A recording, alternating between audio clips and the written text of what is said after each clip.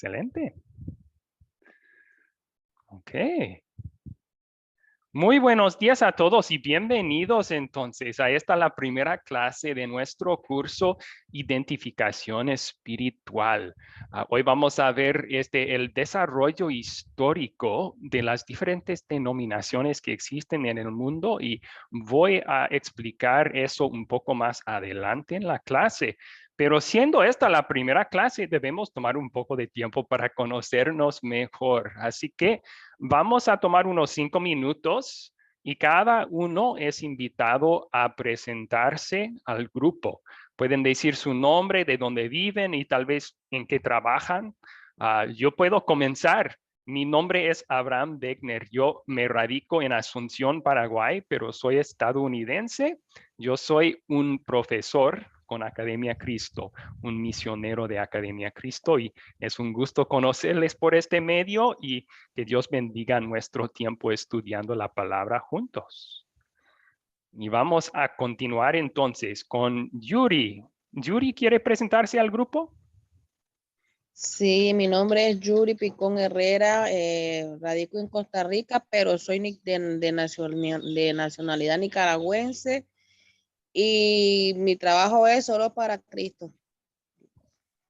Me encanta Excelente. evangelizar, Excelente. por eso estoy llevando por eso me encanta que me haya contactado para este estudio, porque así aprendo más y le enseñamos más a las personas que aún no han venido a los caminos del Señor. Qué bueno, me alegra escuchar que usted trabaja en eso y Dios bendiga sus esfuerzos. Amén. Muy bien. Ok, también ahora Cándido. ¿Cándido quiere presentarse al grupo?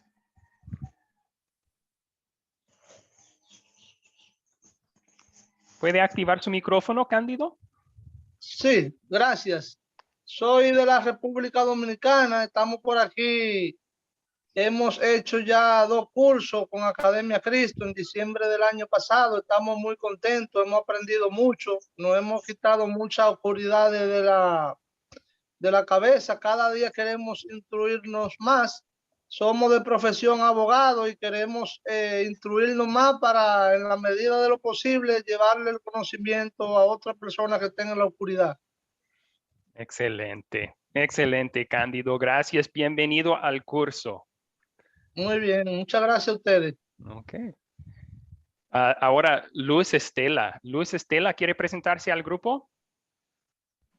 Sí, muy buenos días. Soy Luz Estela Quintero de Colombia, de Lorita, Córdoba, Colombia. Ya yo he hecho varios cursos, inclusive ya lo comencé el año pasado, pero no me fue posible terminarlo, por eso estoy repitiendo otra vez. Y muy agradecido con Academia Cristo y ya con usted también ya la segunda clase que tengo con usted. Y muchas bendiciones, muchas gracias. Excelente, Luz. Gracias por conectarse hoy. Que sea bienvenida. Muy bien. Ahora a Blanca. También Blanca quiere presentarse al grupo. Buenos días, sí, pastor. Mi nombre es Blancanelli Liscano. Yo sí, no trabajo aquí en el hogar. ¿Y qué, pastor? Yo he hecho es el tercer curso con ustedes, gracias a Dios, porque aprendieron muchísimo, pero yo si no, se me dificulta evangelizar, pastor. Ok, gracias por contarnos un poco sobre usted y pues estamos aquí para capacitarle, para que pueda Señor, evangelizar a otros también. Entonces siga estudiando con nosotros, Blanca. No se desanime. Señor, muchas gracias. Amén. Bienvenida. Ok, vamos ahora con Juan Fernando. ¿Quiere presentarse al grupo, Juan Fernando? A ver. Amén, hermanos. Mi nombre es Juan Fernando Gómez Granados. Vivo en Cartago, Costa Rica. Soy un profesor jubilado de primaria y estoy muy contento de nuevamente estudiar la palabra del Señor. Los felicito porque ustedes la explican excelentemente. Que Dios los siga bendiciendo. Qué bueno escucharlo, Juan. Bienvenido al curso. Gracias por venir. Ok. Ahora vamos con Elis. Elis quiere presentarse otra vez al grupo. Ahora es el grupo más amplio, entonces. Sí, sí, claro. Buenos días a todos. Mi nombre es Elise Gross. Soy de Antigua y Barbuda, una isla en el Caribe, pero tenía algunos años en los Estados Unidos y ahora vivo en Linares, Chile, junto con mi esposo y mi hijo. Soy una profesora. Era profesora de Ciencias Sociales y ahora soy directora del Ministerio de Mujeres de Academia Cristo. Entonces, estoy acá como oyente para entender más de este curso, para observar a profesora Abraham. Y bueno, estar en la palabra siempre es bueno para cada persona, ¿cierto? Y estoy agradecida de empezar mi día con ustedes. Excelente, excelente. Sea bienvenida otra vez, Elise. Gracias por venir. Ok, vamos con Ángel y Maribel. Entonces, ¿quieren presentarse, Ángel y Maribel? Sí, muy buenos días a todos. Mi Buenos nombre días. es Ángel Otero. Maribel Díaz. Maribel Díaz, originalmente de Puerto Rico. Yo soy un militar retirado y vivimos actualmente acá en la Florida, en Deltona, la área central de la Florida. Este ya es el tercer curso que tenemos con usted y como estaba hablando anteriormente, pues ya de los últimos, sí. Primera parte. Felicidades, felicidades. Bienvenidos, bienvenidos a los dos al curso. Que Dios Gracias. bendiga nuestro tiempo juntos otra vez. Amén. Amén. Muy bien. Ok, Tito Alberto, ¿quiere presentarse al grupo? Sí, gracias. Buenos días a todos, hermanos. Mi nombre es Tito Alberto Martínez. Vivo en la ciudad de León, Guanajuato, México. Y me dedico a lo que es Uber, todas las plataformas de los taxis. Y pues es mi primera experiencia en esta área. Y he estado interesado en conocer más acerca de la palabra de Dios. Buen día, mil bendiciones a todos, mis hermanos.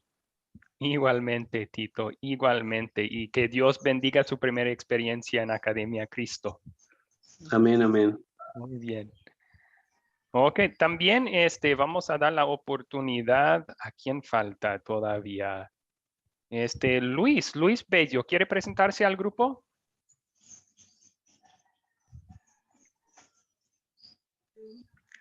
Sí, buen día. Mi nombre es Luis Bello. Soy de Varadero, provincia de Buenos Aires, Argentina. Tengo un comercio de venta de distribuidores de productos de limpieza y insumos para lavaderos de autos. Y este es mi quinto curso, creo. Empecé hace poco tiempo y estoy muy contento de participar. Excelente escucharlo, Luis. Que sea bienvenido al curso. Bien, ahora Simón, ¿quiere presentarse al grupo?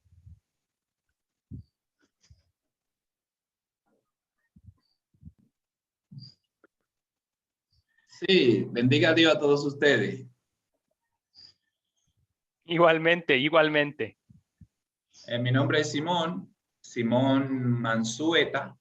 Soy de República Dominicana o vivo en República Dominicana, específicamente en Villamella. Yo solía ser, o más bien fui por alrededor de 10 años, pastor. Ahora mismo no estoy en el ministerio por causas ajenas a mi voluntad. Y ahora mismo estoy siendo amo de casa. No tengo empleo ahora mismo, aunque soy licenciado en idiomas. Okay. Y espero pasar el concurso de oposición para empezar entonces a enseñar en las escuelas públicas. Y aquí estamos a sus órdenes. Muy bien, pues aprovecharse del tiempo en casa entonces estudiando la palabra. No hay mejor forma de hacerlo, ¿verdad? Excelente. Ok, vamos entonces a Leonis. Leonis, ¿quiere presentarse al grupo? Amén, Dios los bendiga.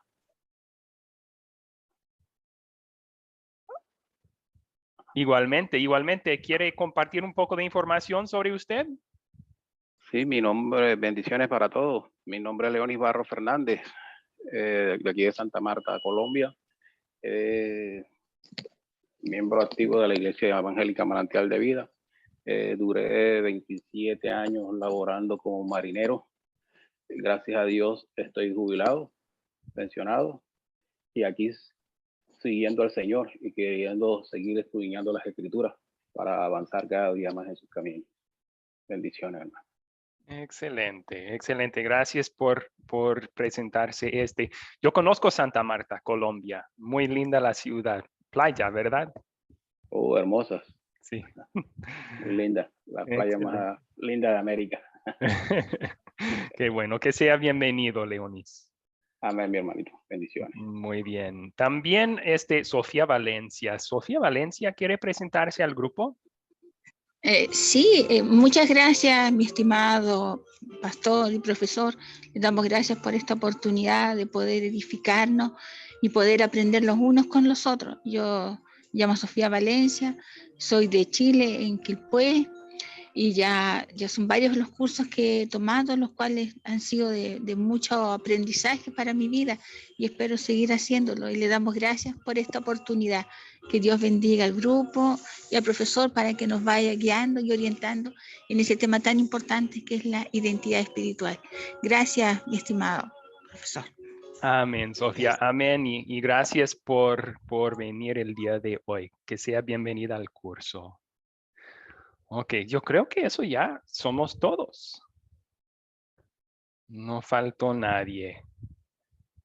Excelente. Bueno, siendo la primera clase tomamos un poco más tiempo para conocernos así, pero ahora vamos a meternos en el curso mismo. Así que comencemos, amigos, con una oración. Oremos. Querido Padre Celestial, tu Hijo y nuestro Salvador Jesús ha dicho que tu palabra es verdad. Te pedimos que bendigas esta lección y las lecciones venideras. Envía al Espíritu Santo para guiarnos en la verdad que nos llevará a una verdadera identificación espiritual, para que sepamos lo que creemos y por qué. En el nombre de Jesús oramos. Amén. Bueno, como en todos los cursos de Academia Cristo, estas son las normas que tenemos para los cursos en vivo. Pedimos que ustedes, por amor a nuestro Dios y Salvador Jesús, muestran respeto con hacer las siguientes cosas, con venir preparado. Traten de hacer la tarea que publico para cada clase antes de llegar. Eso ayuda para que el curso sea de mayor provecho para usted y para todos los otros estudiantes también. No van a estar perdidos si hacen la tarea. También con respecto a la hora, a hacer todo lo posible para llegar a tiempo. Además, mostramos respeto a los profesores que nos están sirviendo con la palabra de Dios, a los otros alumnos y sus comentarios en la clase, y en el grupo de WhatsApp observando siempre la política que tenemos para ese grupo chat. Muy bien. Este es uno de los 13 cursos de lo que llamamos el Discipulado 1 de Academia Cristo. Y para darles un poco de orientación sobre los otros cursos y este también. En el Discipulado 1 tenemos 6 cursos que se llaman la Biblia. 3 del Antiguo Testamento y 3 del Nuevo Testamento. Y esos cursos son diseñados para darles conocimiento de la Biblia y lo que dice, pero también ayudarles a compartir esas historias bíblicas utilizando el método de las 4C. Luego hay 3 cursos que se llaman las enseñanzas de Jesús. Y esos cursos se enfocan en la doctrina de la Biblia. Luego hay 2 cursos que se llaman identidad espiritual y legalismo. Y esos 2 cursos son diseñados para ayudarles a comparar doctrinas prevalentes en el mundo hoy con lo que la Biblia dice para discernir lo que es la verdad y lo que no. Y luego hay 2 cursos que se llaman la palabra crece. Esos 2 cursos están diseñados para ayudarles a compartir la palabra de Dios con otras personas. Pero un poco más información sobre identificación espiritual o identidad espiritual, este curso. Hay muchas identidades espirituales, o sea, sistemas de creencias en el cristianismo hoy. Muchos de ustedes vienen tal vez de iglesias que tienen una identidad espiritual particular y eso está bien, sean bienvenidos a este curso. Algunos de ustedes no tienen ninguna iglesia, están apenas tal vez comenzando a estudiar la Biblia, están buscando una identidad espiritual verdadera. Qué bueno que sean bienvenidos al curso. Que todos sean bienvenidos. En este curso queremos utilizar la Biblia para ayudarles a entender lo que creen y por qué lo creen. Y para mencionar desde un principio, en Academia Cristo, nuestra identidad espiritual es luterana confesional. Luterana confesional. Vamos a explicar más tarde en este curso lo que significa eso. Y si cualquier estudiante quiere unirse con nosotros, que sea bienvenido. Pero el propósito del curso, sobre todo, es presentar lo que la Biblia dice, compararlo con lo que se dice en iglesias hoy en día y luego dejar que ustedes mismos se deciden lo que sea su identidad espiritual y con quién quieren unirse. Bueno, con esa breve explicación entonces, en resumen, queremos ayudarles a tener una identidad espiritual basada solamente y completamente en lo que la Biblia dice, porque, como nuestro Salvador dijo, la palabra es la verdad. ¿Alguna pregunta sobre este curso o sobre los otros cursos del Discipulado 1?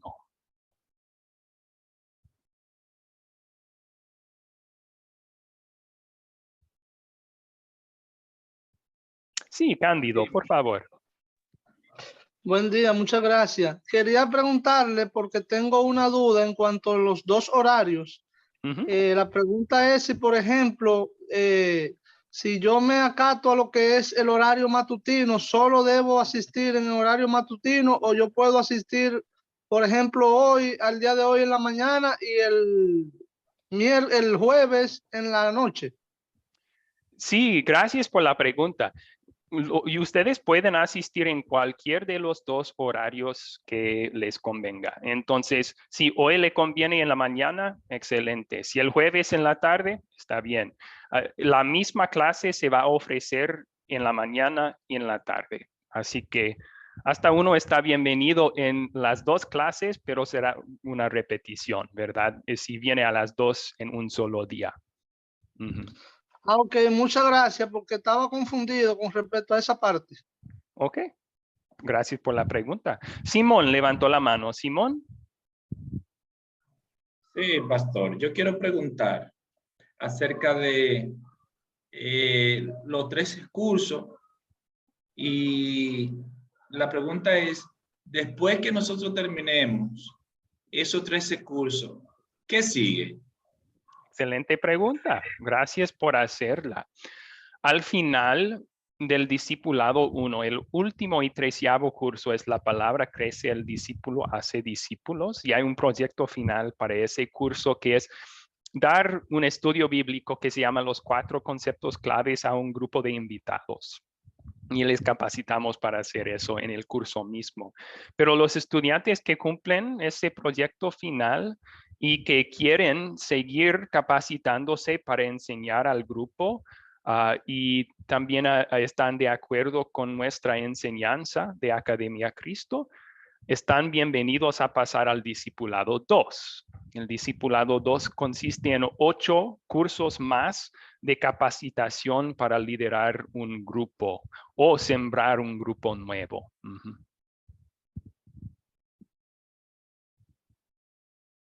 Muy bien. Ok, entonces entiendo que el currículum, podríamos llamarlo así, consta de dos cursos, Discipulado 1 y Discipulado 2. Así es. Y después de eso, entonces, ¿habría una graduación? ¿Habrá una entrega de titulación o qué? Sí, hay una graduación que hacemos. Podemos podemos otorgar también un certificado de cumplimiento de los dos programas, Discipulado 1, también Discipulado 2. No es un título que va a ser reconocido como título escolar al nivel universitario mundial. Pero obviamente es mucho estudio de la palabra de Dios, entonces es un certificado que muestra que uno es capacitado para enseñar. Ok. Gracias. Sí, a usted.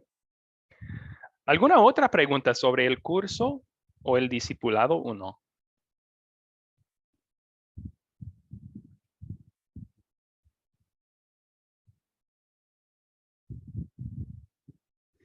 Excelente. Entonces, nos vamos a meter directamente en el material que ustedes vieron en el video y profundizar un poco más sobre esos temas. ¿Por qué hay tantas denominaciones diferentes? Cuando estamos hablando de tener una identidad espiritual, yo creo que tenemos que comenzar con esta pregunta buscando una respuesta. Nos va a ayudar a lo largo del curso para ver las raíces de las muchas denominaciones o identidades espirituales diferentes que hay en el cristianismo el día de hoy. Y para hacer eso, debemos verlo de por lo menos dos aspectos. Primero, históricamente, cómo surgieron las denominaciones diferentes. Y eso es lo que vamos a ver hoy. Vamos a estudiar de una panorama muy grande de la historia de la iglesia en el Nuevo Testamento para aprender de dónde surgieron las denominaciones diferentes. Luego, en la clase el jueves, vamos a estudiar este mismo tema, pero desde un punto de vista hermenéutico.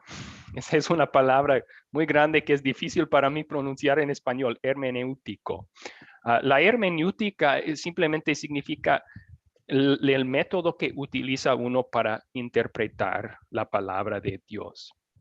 Y eso tiene que ver también con las denominaciones diferentes que tenemos en el mundo hoy.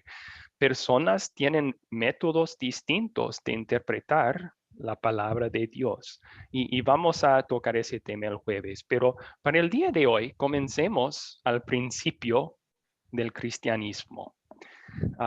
Se mencionó en el video que Dios dio un crecimiento increíble a la iglesia temprana. En otros cursos van a estudiar el libro de Hechos y pueden ver ese crecimiento un poco allí. En el libro de Hechos, primero hay un grupo pequeño de discípulos después de la ascensión de Jesús. El día de Pentecostés creen y son bautizados 3,000 más.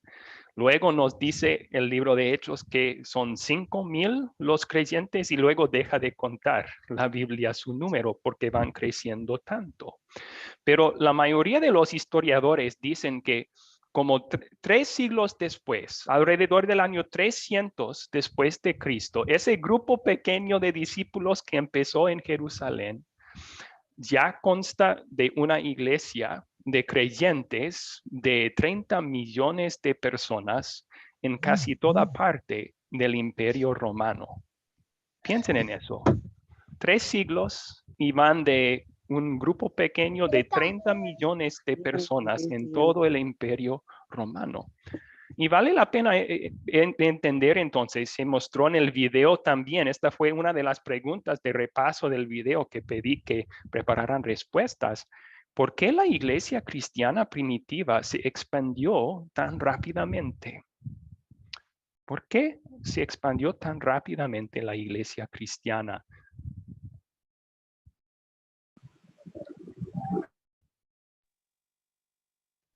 Esto fue algo que vieron en el video también. Entonces, veo que Cándido levantó su mano. Cándido, por favor, si quiere aportar.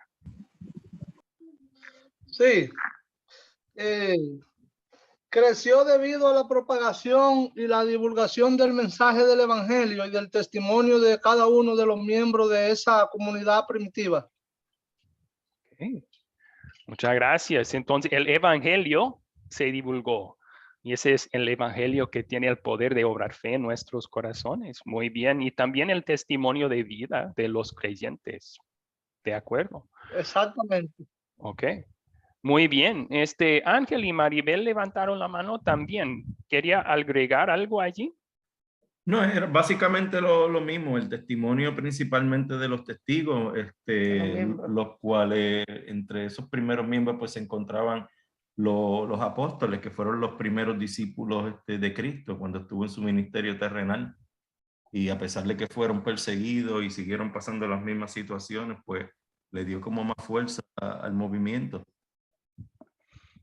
Excelente. Sí, gracias por compartir. ¿Alguien más quería aportar aquí?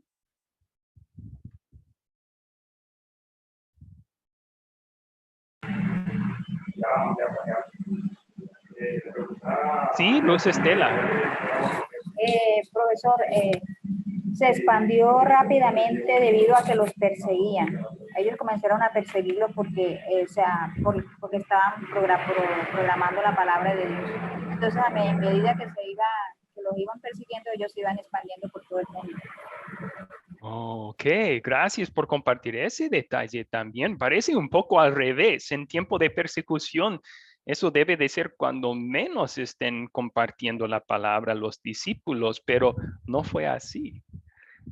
Aprendemos de la Biblia y también de la historia que cuando había persecución de los judíos o de los romanos, los creyentes huyendo para escapar esa persecución llevaron la palabra consigo y compartieron la palabra en otras partes del mundo y así expandió el reino de Dios. Excelente, gracias por compartir. Y Yuri levantó su mano. La que dijo ahorita es mi respuesta. Por la persecución de los romanos que le hicieron a la iglesia de Jesucristo. Excelente, gracias, estoy de acuerdo. Entonces, parece que llegamos a los 3 puntos que yo iba a destacar del video que miraron. Primero, y esta es la causa principal del crecimiento de la iglesia, porque esta es la herramienta que Dios utiliza para obrar fe en nuestros corazones, el poder del evangelio. No me avergüenzo del evangelio, escribió Pablo, porque es el poder de Dios para la salvación de todos los que creen. El evangelio tiene el poder de convencer y obrar fe en Cristo en nuestros corazones y ese evangelio fue compartido por los discípulos de Jesús y los que escucharon y creyeron compartieron con otros. Pero luego también vemos que algo que ayudó en el compartir del evangelio fue la persecución. En Hechos capítulo 8, por ejemplo, después del primer mártir, Esteban, fue apedreado por su fe en Cristo. Se levanta una gran persecución de parte de los judíos en contra de la iglesia en Jerusalén. Y dice en Hechos capítulo 8 que los que fueron perseguidos huyeron, pero llevaron la palabra consigo y empezaron a compartirla en otras partes del mundo. Así Dios expandió la iglesia. Y el tercero, alguien mencionó el testimonio de la vida de los creyentes. Específicamente el amor de los cristianos por los más desamparados. Se cuentan unos historiadores del hecho de que en los primeros siglos de la iglesia fue un tiempo de plagas en el Imperio Romano. Había muchas enfermedades que estaban pasando y ¿qué hacían muchos de los incrédulos cuando alguien en su casa se enfermó? Los botó de la casa para morir en la calle, para no contagiarse todos y morir todos. ¿Y qué hacían los cristianos? Iban por las calles recogiendo a los enfermos, muriendo allí, para llevarlos a sus propias casas, para ayudarles y ampararles. Y ese tipo de amor, o sea, sacrificando, arriesgándose a sí mismo para el bien de otro, ganó la atención de los mismos incrédulos. Hasta algunos de los enemigos romanos de los creyentes tenían que decir, pero su forma de amarse entre sí es increíble. ¿Cómo ayudó ese testimonio del amor de los cristianos al crecimiento de la iglesia? Pues eso gana una audiencia para el evangelio. Un romano pagano viendo a un cristiano arriesgando su propia salud para cuidar a un enfermo durante una plaga, dice, ¿por qué hace eso? Y eso le da la oportunidad de decir, pues porque yo conozco a un Dios que me ha salvado a mí. Entonces, así también fue creciendo más y más la iglesia. Excelente. Cándido levantó su mano. ¿Tenía alguna pregunta aquí, Cándido?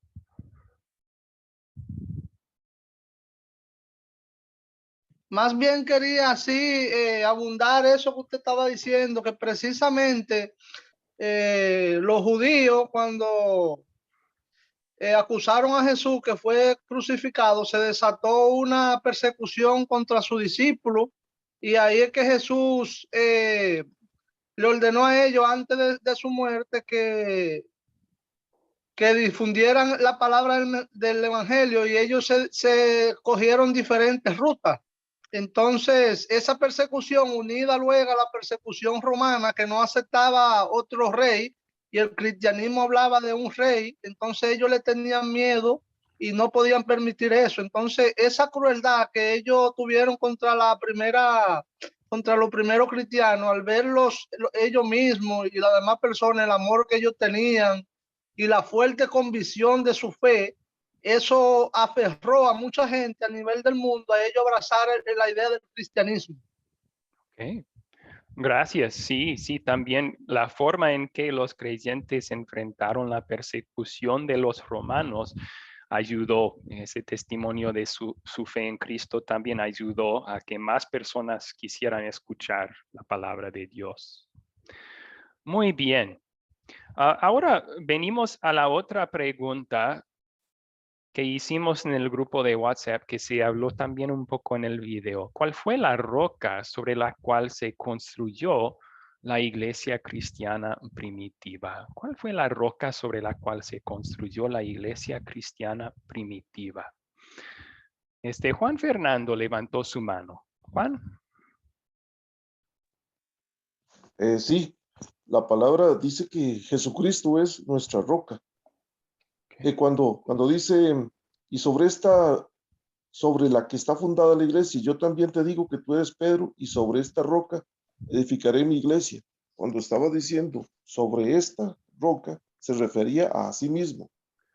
No vemos en ese instante, pero eso es lo que significa. Ok, gracias por compartir. ¿Alguien más quería aportar aquí?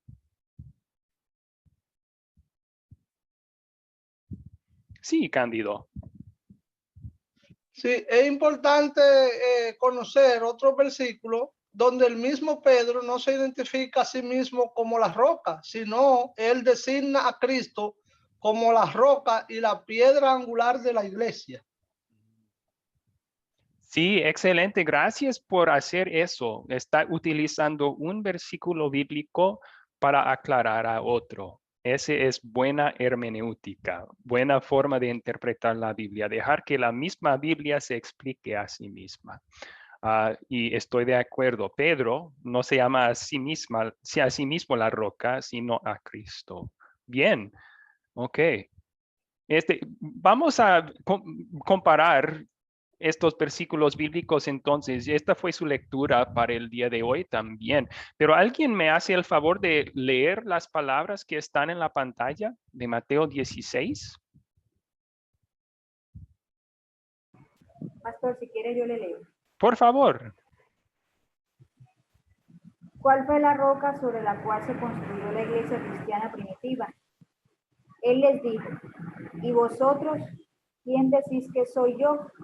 Respondiendo Simón Pedro dijo, tú eres el Cristo, el Hijo del Dios viviente.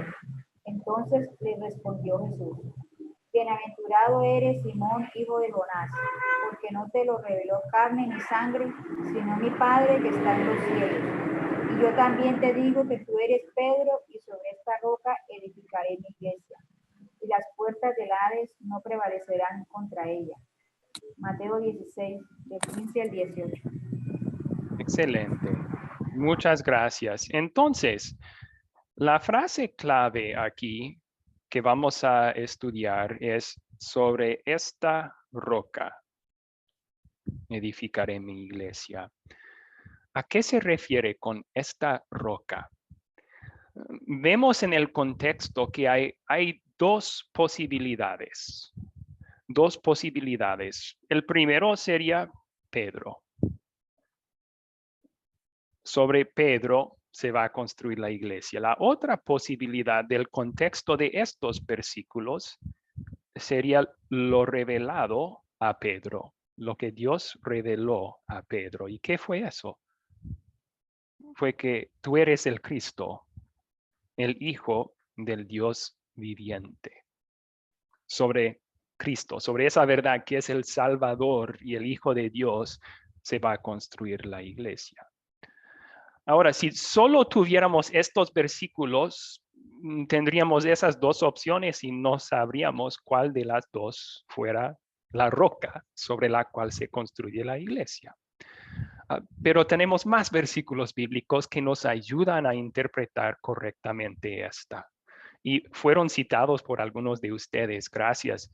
Aquí otro versículo. ¿Alguien puede leer 1 Corintios 3:11? Sí, Ángel y Maribel. Okay. Porque nadie puede poner otro fundamento que el que está puesto, el cual es Jesucristo. 1 Corintios 13. Excelente. Ahí tenemos entonces, Pablo dice, Pedro no es el fundamento de la iglesia. La roca sobre la cual se construye la iglesia es Cristo. Y un versículo más, a lo mejor Maribel quiere leer esta. Sí, así que ya no sois extranjeros ni advenedizos, sino conciudadanos de los santos y miembros de la familia de Dios, edificados sobre el fundamento de los apóstoles y profetas, siendo la principal piedra del ángulo Jesucristo mismo. Efesios 2, 19-20. Excelente. Aquí Pablo expande un poco su definición de la roca o el fundamento de la iglesia. Él dice que Jesucristo es la piedra del ángulo.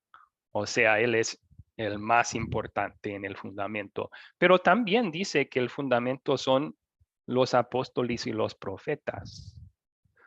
Los profetas que fueron inspirados para escribir el Antiguo Testamento, los apóstoles que fueron inspirados para escribir el Nuevo, o sea, la palabra de Dios. Todo en la Biblia revela a Jesucristo, nos da testimonio sobre Jesucristo.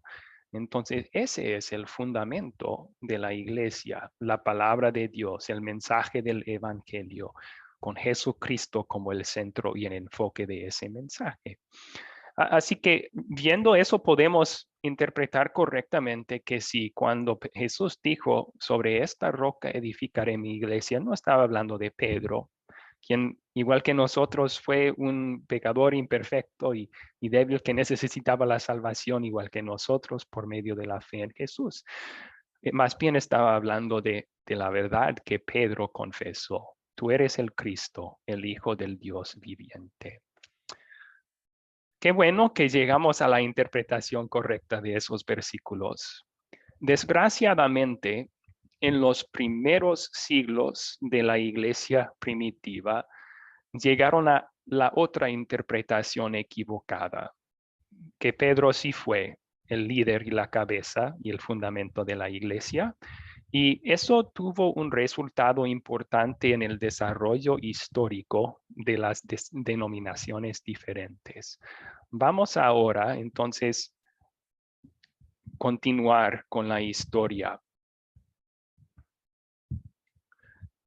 Mientras se iba expandiendo el cristianismo, llegaron a ser 7 centros los enfoques del cristianismo o las sedes del cristianismo. Aquí tienen las 7 ciudades que son las sedes del cristianismo en un mapa: Roma, Corinto, Constantinopla, Éfeso, Antioquía, Jerusalén y Alejandría.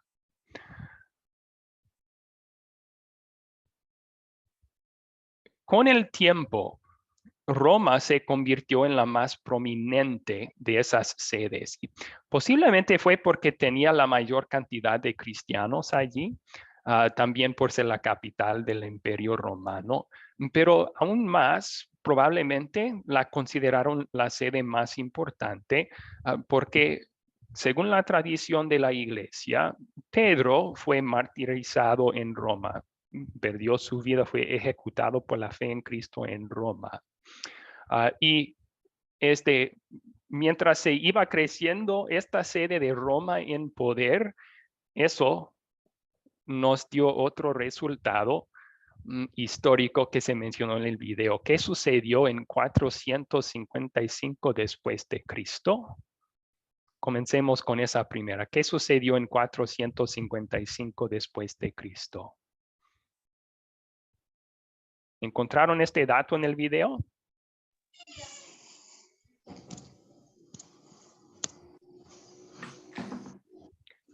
Sí, Sofía Valencia, por favor. Bueno, con respecto a Constantino, que Constantino supuestamente tuvo una revelación e influyó para hacer de la religión una religión, ¿cómo se llama?, de toda la ciudad, aceptada por toda la ciudad, le dio la importancia. Entonces fue como una reforma que hizo Constantino, permitiendo que todos tenían que aceptar la religión cristiana. Eso, pastor. Sí. Ok, gracias por mencionar eso. Sí, eso no sucedió en 455, pero sí es otro evento importante en el desarrollo histórico de la iglesia. Fue muy perseguido el cristianismo hasta el momento en que Constantino dio su edicto de tolerancia. El edicto de tolerancia sucedió porque la madre de Constantino fue convertida a la fe cristiana y luego también muchos creen que él fue convertido a la fe cristiana. Y él dio un edicto que se debe de tolerar y no perseguir al cristianismo.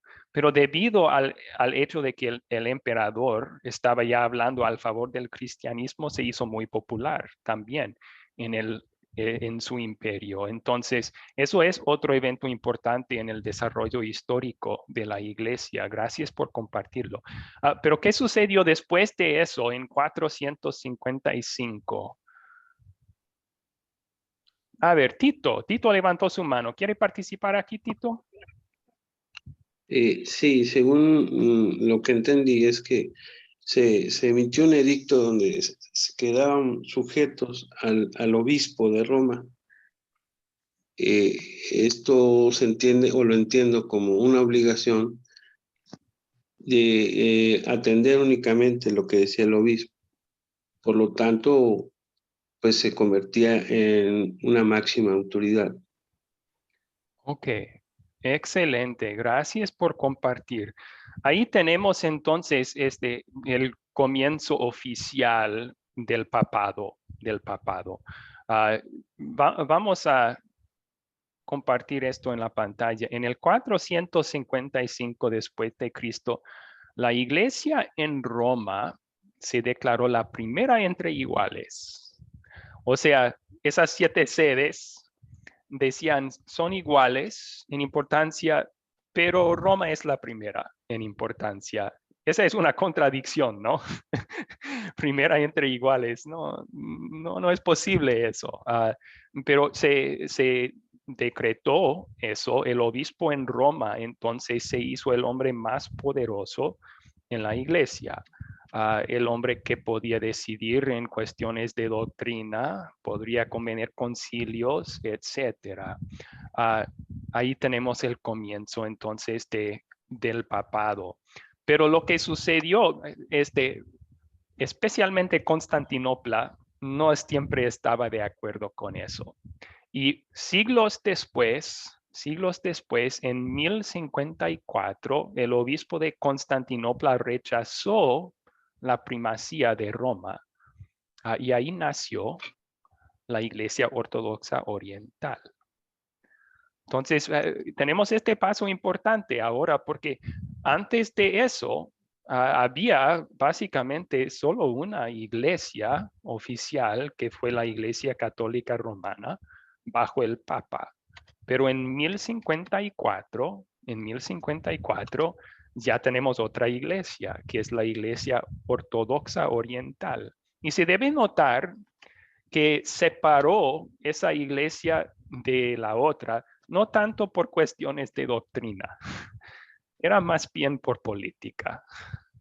No querían someter al poder del Papa, así que se hizo otra iglesia con el patriarca como la cabeza en el este. Muy bien. Hasta allí, una pausa. ¿Alguna pregunta sobre todo esto?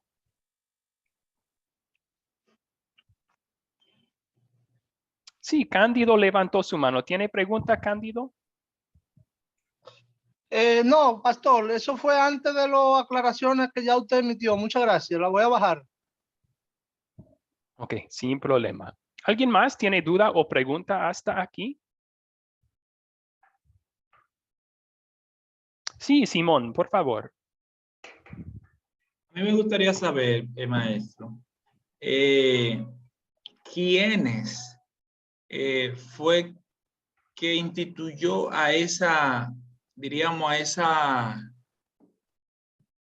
esa estructura eclesiástica y esos escalafones en los cuales ya estaban los obispos en cada, diríamos, en cada ciudad, ejerciendo autoridad en esa zona? Porque hasta entonces el libro de los Hechos solamente vemos el escalafón de apóstoles y pastores.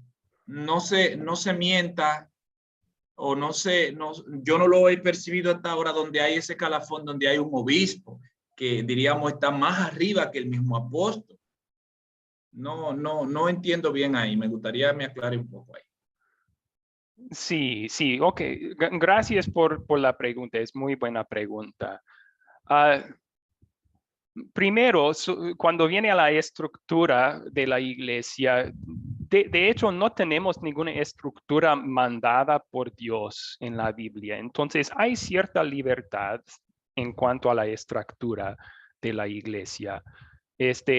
Tenemos en la Biblia el ejemplo de Pablo, cuando él en sus viajes misioneros predicaba, empezó a reunir a un grupo y luego pasó a otra ciudad.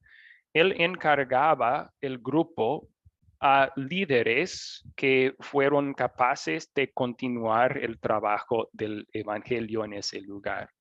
Y la Biblia, el Nuevo Testamento, a veces llama a esos líderes presbíteros, a veces utiliza la palabra obispos. Entonces, tenemos ese ejemplo de Pablo, de capacitar a líderes y luego encargarles un cierto lugar en la Biblia. Lo que sucedió en la iglesia en esa época, yo me imagino que no fue tan diferente. Había iglesias grandes en esos lugares y decidieron, vamos a encargar una persona con el cuidado espiritual de esta región. Y fue el obispo. Ahora, hay muchos abusos que han existido y existen dentro de esa jerarquía que se construyó y debemos reconocer eso también.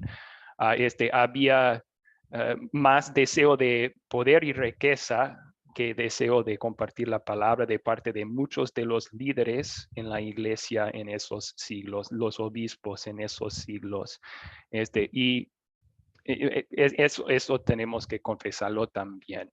Pero en sí, no hay ninguna estructura mandada por Dios en la Biblia de la iglesia. Entonces, no es malo tener un líder de una región cuidando a las iglesias donde él está. No sé si contesté su pregunta o no. Si quedó otra duda, me avisa. Sí, estoy claro ya.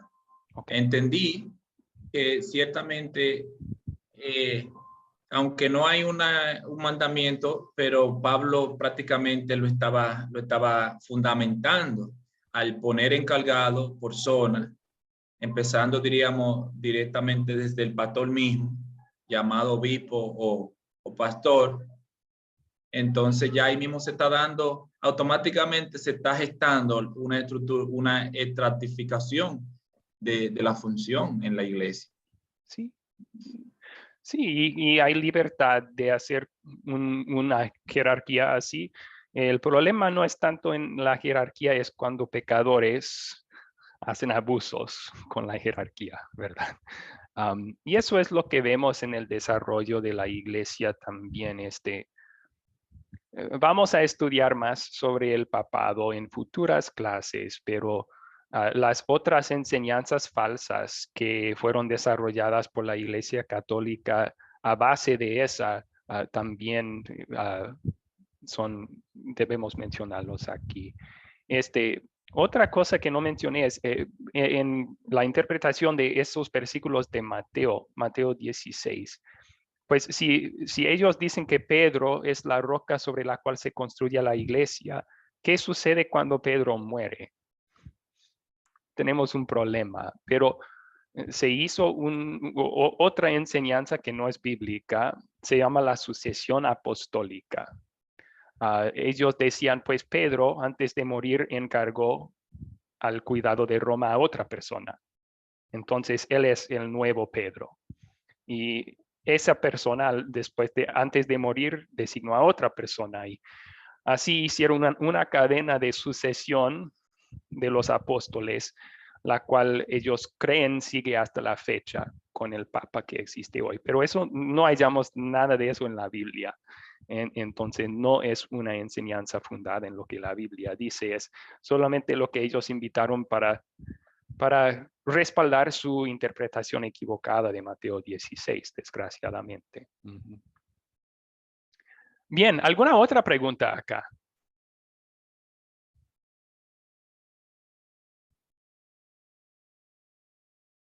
Ok. Vamos al siguiente paso entonces en nuestro desarrollo histórico. De dónde vinieron tantas denominaciones diferentes. ¿Quiénes fueron Savonarola y Hus? ¿Quiénes fueron Savonarola y Hus? Sí, Ángel y Maribel, por favor.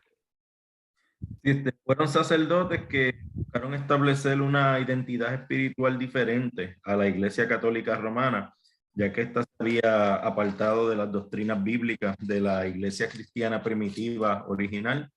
Pero terminaron siendo ahorcados y quemados por la Inquisición de la Iglesia Católica Romana. Ok, excelente. Entonces observaban problemas con la identidad espiritual que había en la Iglesia Católica Romana y querían o cambiarla o establecer otra. Muy bien. Tito, ¿quiere compartir más detalles sobre ellos? Sí, de hecho, de lo que leí, investigué un poquito, se puede pensar que fueron los primeros protestantes, por decirlo así, porque no estaban de acuerdo. Ellos se dieron cuenta de la corrupción, de los malos manejos, e incluso un momento dado llegaron a dejar a Jesucristo en segundo término. Y entonces se puede decir, o para mí, fueron los primeros protestantes en contra de la Iglesia Católica.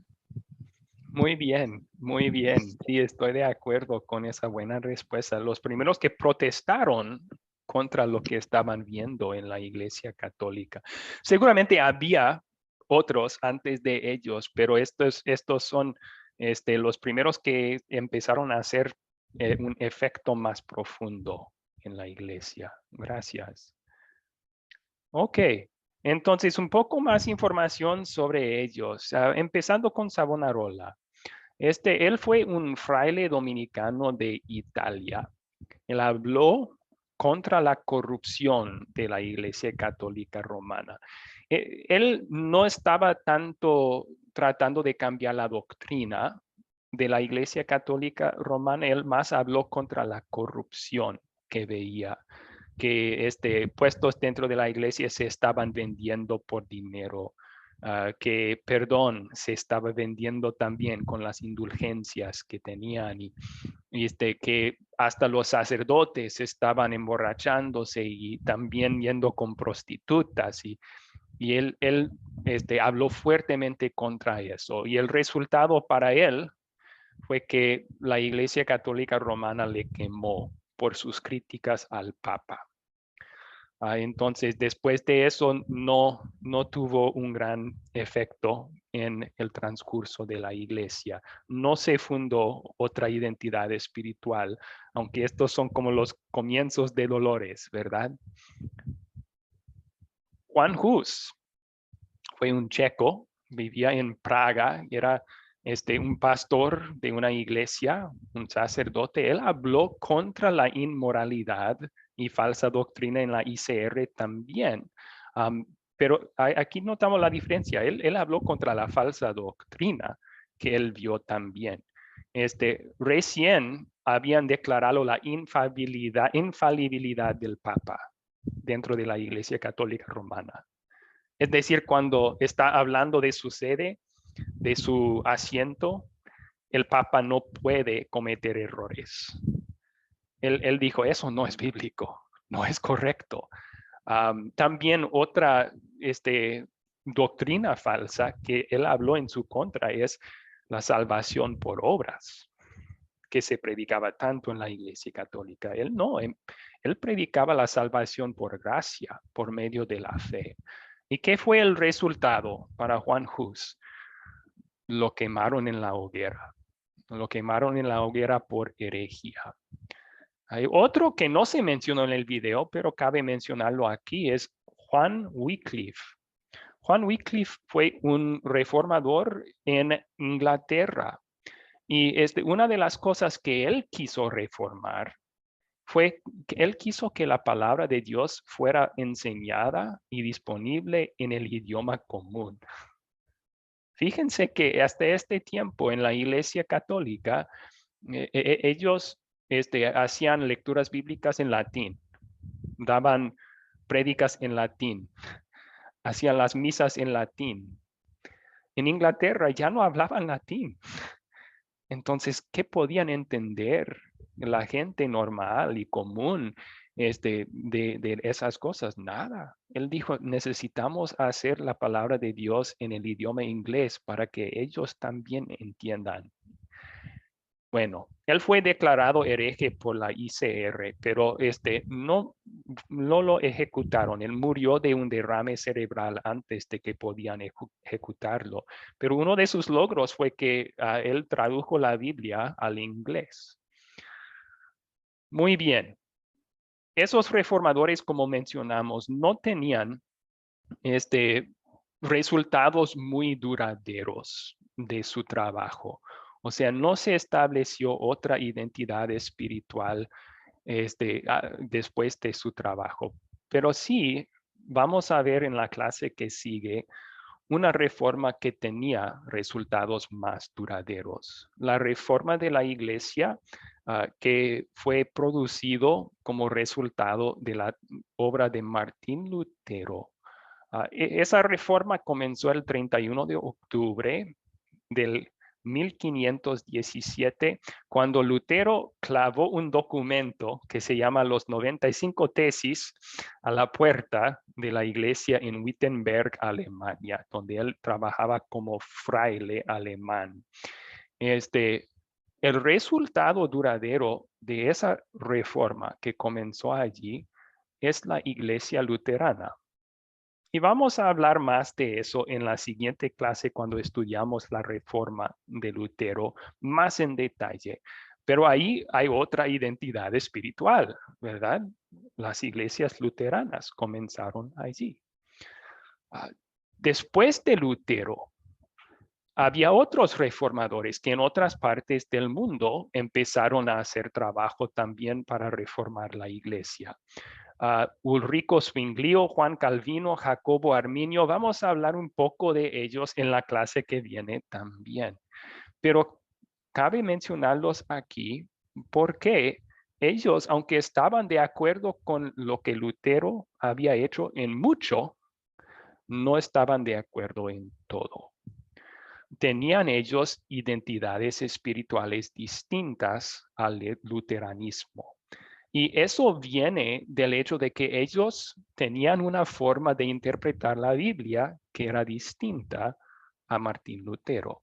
Y eso dio como resultado otras doctrinas diferentes. Y vamos a estudiar eso en la clase que viene cuando nos enfocamos en la hermenéutica y esa importancia de interpretar la Biblia correctamente y cómo hacerlo. Pero todo esto porque en nuestro curso vamos a utilizar una agrupación de 3 grupos diferentes de denominaciones. Y voy a explicar lo que es. El video lo mencionó ya, pero para los fines de este curso, la categorización o agrupación de denominaciones diferentes lo vamos a hacer así. La Iglesia Católica Romana, la Iglesia Luterana y las iglesias reformadas o protestantes.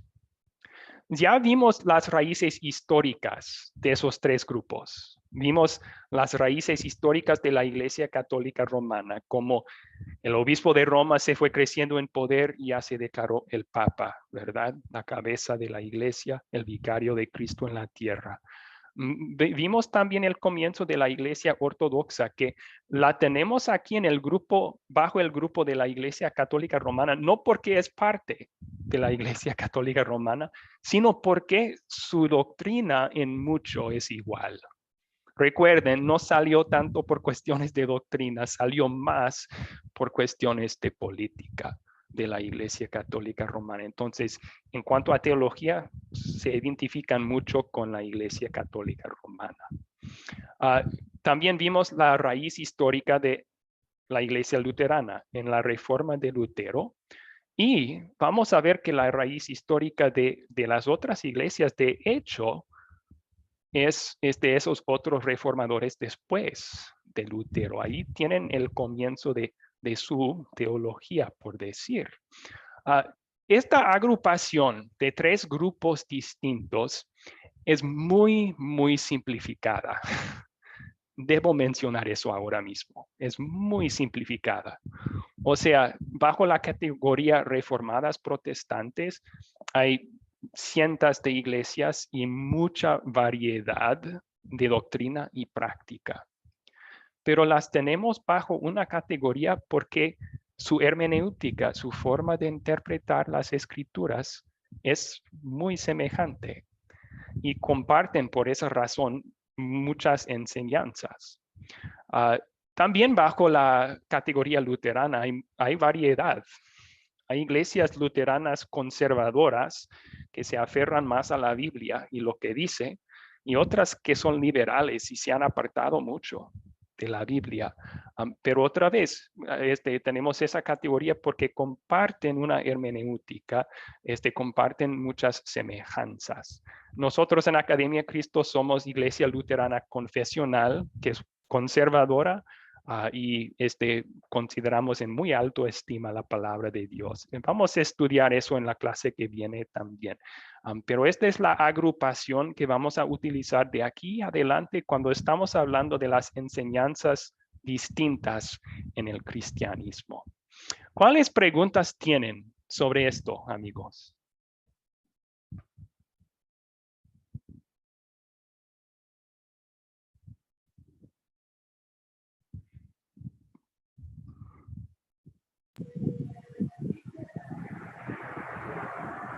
Sí, Luz. Pastor, le hago una preguntita, bueno, referente a la iglesia luterana. Entonces, la iglesia luterana conservadora, o sea, la que nosotros pertenecemos, la que usted está enseñando, pertenece a la iglesia protestante. Esa es una buena pregunta, Luz Estela. Sí, en este curso no vamos a considerar a la iglesia luterana confesional una iglesia protestante.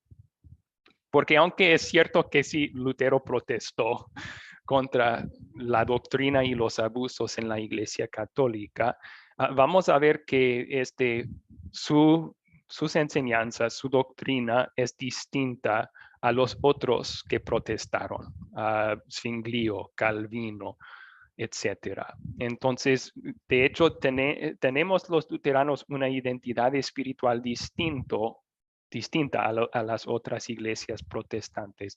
Por eso, en este curso no vamos a agrupar los luteranos con los protestantes, aunque se puede hacer en el sentido de que Lutero protestó también contra la Iglesia Católica. ¿Alguna otra pregunta o duda, amigos?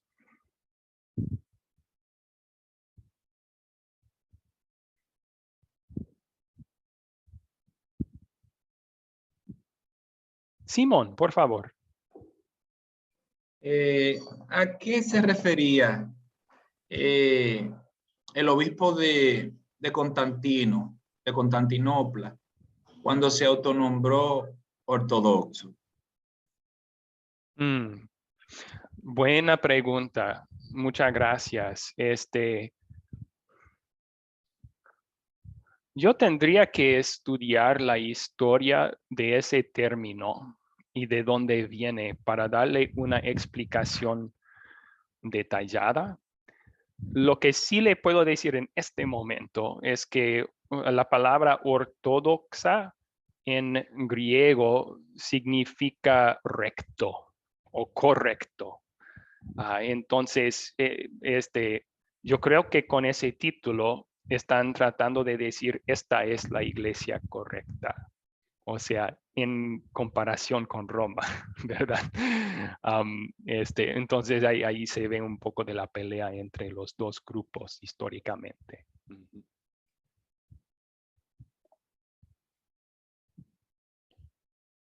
Muy bien. ¿Alguna otra pregunta o duda?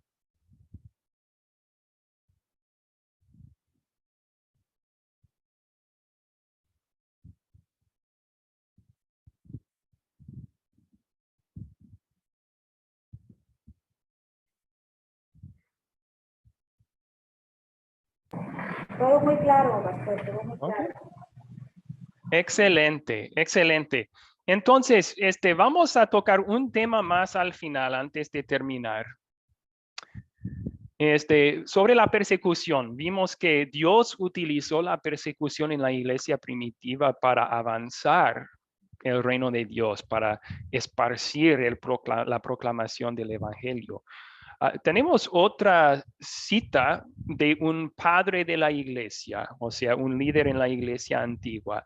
El padre de la iglesia primitiva, Tertuliano, dijo: la sangre de los mártires es la semilla de la iglesia. Interesante esa cita, ¿no? La sangre de los mártires es la semilla de la iglesia. ¿Qué quiso decir cuando dijo eso? Y es aplicable hoy. ¿Qué piensan? ¿Qué quiso decir cuando dijo la sangre de los mártires es la semilla de la iglesia?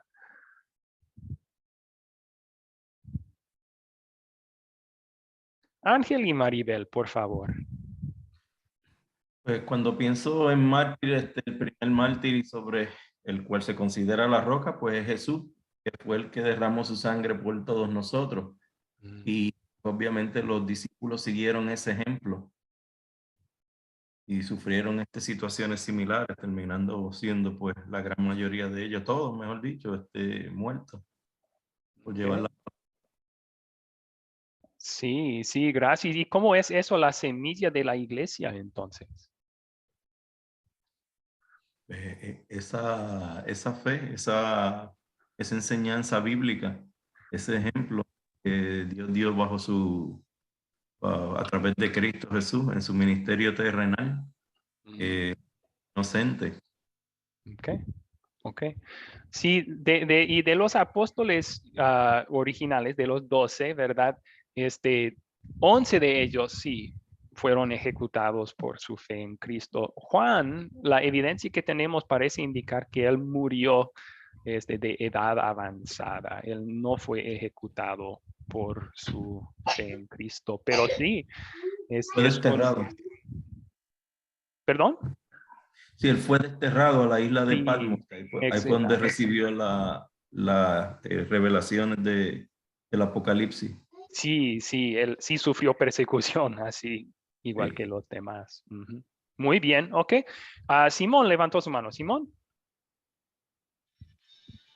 En cuanto a la cita de Tertuliano, yo puedo ver ahí que, por lo menos en cuanto al término mártires, quiere decir sacrificio.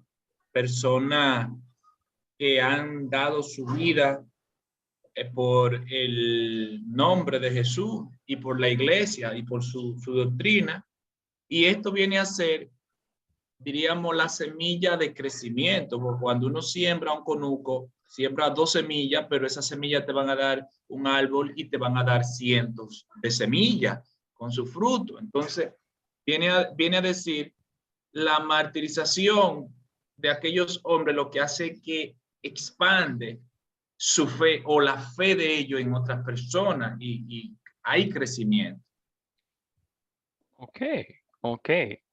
Gracias por compartir esa respuesta también. Muy bien. Cándido, ¿qué quería aportar aquí? Sí, ya básicamente el compañero que me precedió en la palabra lo resumió. Es eso mismo que Tertuliano, para mi entender, lo que quiso dejar dicho es que mientras más se persiga el cristianismo, esa misma fuerte convicción va propagando con más intensidad el evangelio, y la sangre de sus mártires es que las personas que mueren en predicando la palabra, con más fuerza se propaga la semilla del evangelio. Ok, gracias. Buena respuesta también. Y por último, Yuri levantó su mano. Yuri, por favor. Sí, dice, el padre de la iglesia primitiva tertuliana dijo, la sangre de los mártires es la semilla. La sangre de los mártires es la semilla. La semilla ya también la entiendo como que es la fe de la iglesia. La iglesia tenemos que actuar con fe, como ellos también actuaron.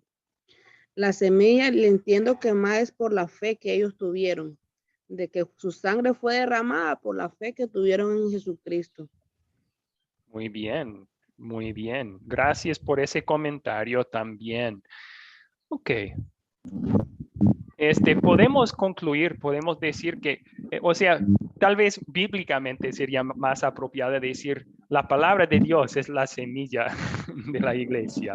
O sea, ¿qué le da crecimiento a la iglesia? ¿Qué nos trae a la fe en Cristo? La fe viene por el oír, y el oír es el mensaje sobre Jesús. Pero se puede entender la cita de Tertuliano en este sentido. Personas dispuestas a morir por su fe dan un poderoso testimonio a la veracidad de las escrituras. De hecho, la palabra mártir, esa palabra en griego significa testigo, uno que da testimonio. Pues todos los creyentes damos testimonio de Jesús como nuestro Salvador con nuestras palabras, con nuestras acciones, pero tal vez la acción más fuerte que da testimonio que Jesús es nuestro Salvador es entregar nuestras vidas por su nombre. Porque eso muestra que nosotros creemos firmemente en la esperanza de la vida venidera con Jesús, que Él nos prometió. Así que durante los tiempos de persecución no existe un cristiano cultural o un cristiano de conveniencia, ¿verdad? Si los cristianos están muriendo por su fe, nadie va a decir, yo soy cristiano porque es algo popular o le conviene.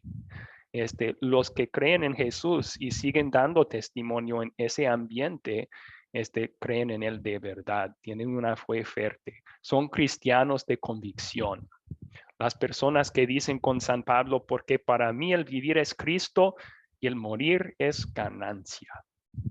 Cuando personas están dispuestas a morir por su fe, se da un poderoso testimonio como ningún otro de que Jesús de verdad es nuestro Salvador. Y eso se escucha, se nota en el mundo incrédulo alrededor de nosotros. También, o sea, podemos imaginar que en un coliseo, el Coliseo en Roma. Hay cristianos que están muriendo por su fe, siendo ejecutados, quemados. Toda la multitud mirando a este cristiano, y en vez de blasfemar o maldecir a los que están matándolos, se ponen a orar en silencio antes de morir. Eso tiene un impacto profundo sobre la audiencia que está mirando a ese cristiano morir, ¿verdad? Van a decir, qué diferente es esta muerte que todas las otras que hemos visto aquí en este coliseo. ¿Por qué la diferencia? Les dan una curiosidad para querer saber por qué son así, a querer escuchar sobre el Dios en que creen, ¿no? Entonces, si bien tradicionalmente asociamos la persecución contra los cristianos con la iglesia cristiana primitiva, se ha dicho, de hecho, que la iglesia cristiana actual está bajo más persecución hoy que en cualquier otro momento de la historia. Tal vez no en donde nosotros vivimos, estamos arriesgando nuestras vidas con dar testimonio sobre Jesús, pero en otras partes del mundo sí. En países musulmanes existe el peligro verdadero de muerte para los que dan testimonio de su fe en Cristo. Países antirreligiosos como Corea del Norte o China, en donde pueden ser encarcelados o peor los que confiesan su fe en Cristo. También ha habido históricamente persecución por la misma iglesia cristiana. Históricamente la Iglesia Católica Romana quemó a muchos por herejía o hizo cosas peores por cuestiones de doctrina. Entonces la misma iglesia persigue a la iglesia históricamente, y hasta la fecha se mira eso también cuando un grupo de creyentes se burla de otro por sus enseñanzas, ¿verdad? También el secularismo. Si bien no utilizan violencia, los que no creen en Cristo sí utilizan otra presión para tratar de hacernos tirar a nuestra creencia anticuada en un Dios a la basura. Entonces esa presión es también una forma de persecución. Pero cuando enfrentamos persecución así, podemos tomar las palabras de Jesús como nuestro consuelo. En Mateo 5, él dice, bienaventurados los que son perseguidos por mi nombre. Bienaventurados, ¿cómo puede ser? Porque el mismo Cristo dijo, si el mundo te odia, recuerden, me odiaron a mí primero. Estamos simplemente experimentando un poco de lo que nuestro Salvador experimentó antes. El que vino al mundo para salvarnos, pero fue rechazado y crucificado por los suyos, por los mismos judíos. Y eso lo aguantó él para ganarnos una vida eterna en el cielo junto con él. Y ahora, por la fe en él, somos salvos. Y si padecemos un poco de persecución, pues eso nos es otra muestra que estamos del lado de Cristo. Y podemos simplemente sonreír y decir, bienaventurado soy, que puedo probar un poco de esto, igual que mi Salvador querido lo hizo por mí. Excelente. ¿Alguna pregunta hasta aquí, amigos?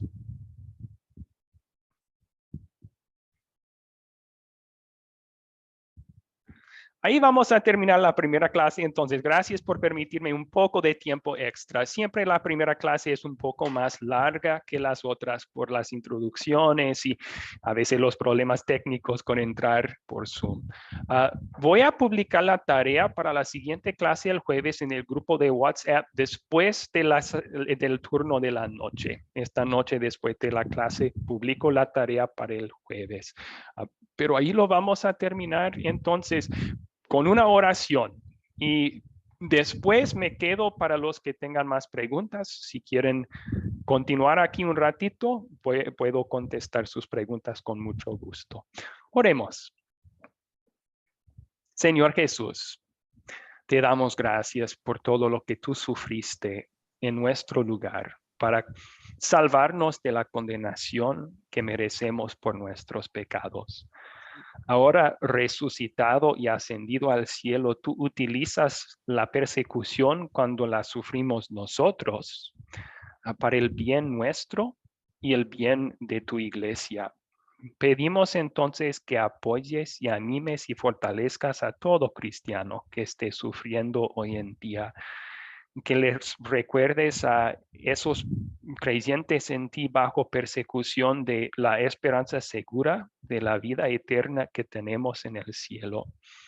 También que les consueles con el conocimiento de tu presencia y la protección divina que les prometes. Que nos utilices a nosotros en nuestra parte del mundo como tus voceros, dando testimonio de ti con nuestras bocas y nuestras vidas, sin temer, con valentía, porque eso nos llamas a hacer. En tu nombre, Jesucristo, te lo pedimos todo. Amén.